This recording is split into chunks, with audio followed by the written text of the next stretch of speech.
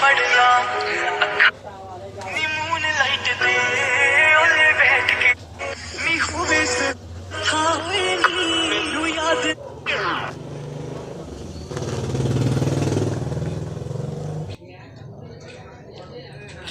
বন্ধুরা এভাবে ফটোতে মিউজিক এবং স্ট্যাটাস যে ভিডিওগুলো কিভাবে তৈরি করবেন চলুন দেখে নেওয়া যাক। তো সর্বপ্রথমে আমাদের যা করতে হবে, আমাদের প্লে স্টোরে চলে যেতে হবে। ঠিক আছে, প্লে স্টোরে যাওয়ার পরে এখানে সার্চ বক্সে লিখতে হবে VIDO।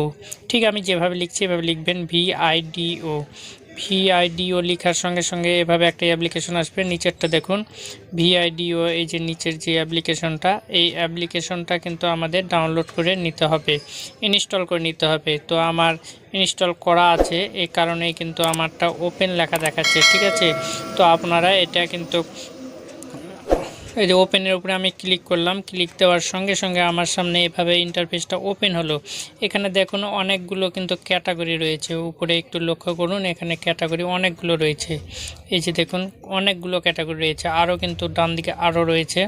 তো আমি আর একটু দেখার চেষ্টা করি। ঠিক আছে, তো এই যে দেখুন ডান দিকে আরও কিন্তু অনেকগুলো ক্যাটাগরি এখানে রয়েছে, বিভিন্ন রকমের যে ক্যাটাগরি আপনি চান সব ক্যাটাগরি কিন্তু এখানে আপনি পেয়ে যাবেন।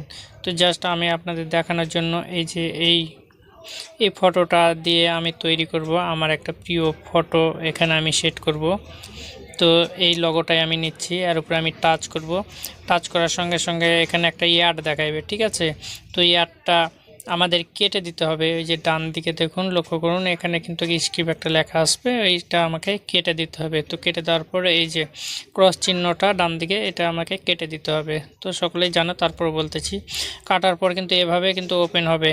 ওপেন হওয়ার সঙ্গে সঙ্গে কিন্তু এই যে দেখুন এখানে কিন্তু একটা মিউজিক বাজবে। তো এই যে এই ক্রিয়েটের উপরে আমাকে টাচ করতে হবে। টাচ করার সঙ্গে সঙ্গে কিন্তু আমাকে আমার গ্যালারিতে নিয়ে যাবে। ঠিক আছে, তো গ্যালারিতে নিয়ে যাওয়ার পর দেখুন গ্যালারি থেকে আমি যে কোনো একটা ফটো এখানে সিলেক্ট করতে পারবো। তো আমি এই ফটোটা আমি এখান থেকে সিলেক্ট করে দিচ্ছি, আমার এই ফটোটা। ঠিক আছে, তো এই ফটোটা আমি সিলেক্ট করে দেওয়ার জন্য এই ফটোটার উপরে আমি টাচ করতেছি। টাচ করার পর এই যে উপরে লক্ষ্য করুন, নেক্সট এর উপরে টাচ করে টিক চিহ্ন রয়েছে উপরে, টিক চিহ্নের উপরে যদি আমি টাচ করে দিই তাহলে কিন্তু সঙ্গে সঙ্গে আমার ফটোটা এখানে কিন্তু অ্যাড হয়ে যাবে। তো দেখুন আমার ফটোটা কিন্তু এখানে অ্যাড হয়ে গেছে। ঠিক আছে, এই যে লক্ষ্য করুন ফটোটা আমার কিন্তু এখানে অ্যাড হয়ে গেছে। অ্যাড হয়ে যাওয়ার পরে এখানে কিন্তু এটা কিছুক্ষণ লোড নেবে। লোড নেওয়ার পর কিন্তু এটা অটোমেটিক এখানে কিন্তু সেট হয়ে যাবে। তো বন্ধুরা লক্ষ্য করুন যে এখানে আমার কিন্তু ফটোটা অলরেডি এখানে নিয়ে নিয়েছে এবং এখানে একটা লগো দেখাচ্ছে বাম সাইডে, তাই না? তো এই লগোটা আমাকে কিন্তু এখানে রিমুভ করতে হবে। এই জন্য এখানে একটা ভিডিও দেখতে হবে আমাকে, 15 সেকেন্ড বা 30 সেকেন্ডের মতো একটা ভিডিও ওরা দেখাবে। এই 30 সেকেন্ড আমাকে একটা ভিডিও দেখতে হবে। তো এই যে বাম দিকে দেখুন এখানে 30 সেকেন্ড কাউন্ট হচ্ছে। তো এই 30 সেকেন্ড আমাকে ওয়েট করতে হবে। ওয়েট করার পর ভিডিও ওই টাইমটা দেখা শেষ হয়ে গেলেই বা টাইমটা কাউন্ট করা শেষ হয়ে গেলেই কিন্তু ওটা ওপেন হবে। ঠিক আছে, এই যে ওখানে লক্ষ্য করুন যে কত সেকেন্ড গেল। তো 30 সেকেন্ড আমি এখানে ওয়েট করব বা আপনারা এখানে ওয়েট করবেন। 30 সেকেন্ড ওয়েট করার পর কিন্তু অটোমেটিকলি আমাদের যে ফটোটা আমরা ওখানে দিলাম, এই যে দেখুন এখানে ক্রস চিহ্ন চলে আসছে। তো আমি ক্রস চিহ্নটা দিয়ে এখানে কেটে দেব। তো কেটে দেওয়ার পর এখানে দেখুন এই যে দেখুন আমার এখানে কিন্তু যেখানে ছিল ওই লগোটা কিন্তু এখানে আর নেই, কারণ এখান থেকে লগোটা রিমুভ হয়ে গেছে। এখন দেখুন আমার ফটোটা খুব সুন্দর দেখাচ্ছে এবং মিউজিক সঙ্গে, এবং ডান সাইডে এখানে এক্সপোর্ট, এই এক্সপোর্টের উপরে আমি এখন ক্লিক করব। ক্লিক করলে আমার কিন্তু এটা এক্সপোর্ট হয়ে যাবে। আমাকে ফটোটা এক্সপোর্ট করতে হবে, অর্থাৎ আমার গ্যালারিতে সেভ করতে হবে। এই জন্য এখানে অনেকগুলো অপশন রয়েছে, এইচডি আছে, তারপর নর্মাল এইচডি আছে, ফুল এইচডি আছে। তো আমি কি করব, নর্মাল এইচডিতে আমি এটা সেভ করব, জাস্ট দেখানোর জন্য, যেহেতু এটা বানাচ্ছি নর্মাল আমি এটা সেভ করব যেন সময়টা কম লাগে।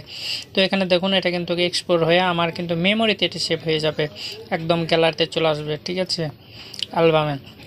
তো এটা সেভ হচ্ছে হোক, এখানে কিন্তু একটু টাইম লাগে। ঠিক আছে, তো আমি একটু থামিয়ে এটা দেখাই আপনাদের, কারণ অনেক টাইম লেগে যাবে, মানে অনেক লেট হয়ে যাবে। ভিডিওটা এমনিতেই তো অনেক বড় হয়ে গেছে, তো একটু তাড়িয়ে তাড়িয়ে দেখাই। তো দেখেন এখানে ওই যে দেখুন কি সুন্দরভাবে এটা কিন্তু হইতেছে। তো যাই হোক, তো এই ভিডিওটি দেখে যদি কারো ভালো লেগে থাকে অবশ্যই আমার চ্যানেলটি সাবস্ক্রাইব করে পাশের বেল বাটনটি ক্লিক করে রাখবেন। আর অবশ্যই অবশ্যই কিন্তু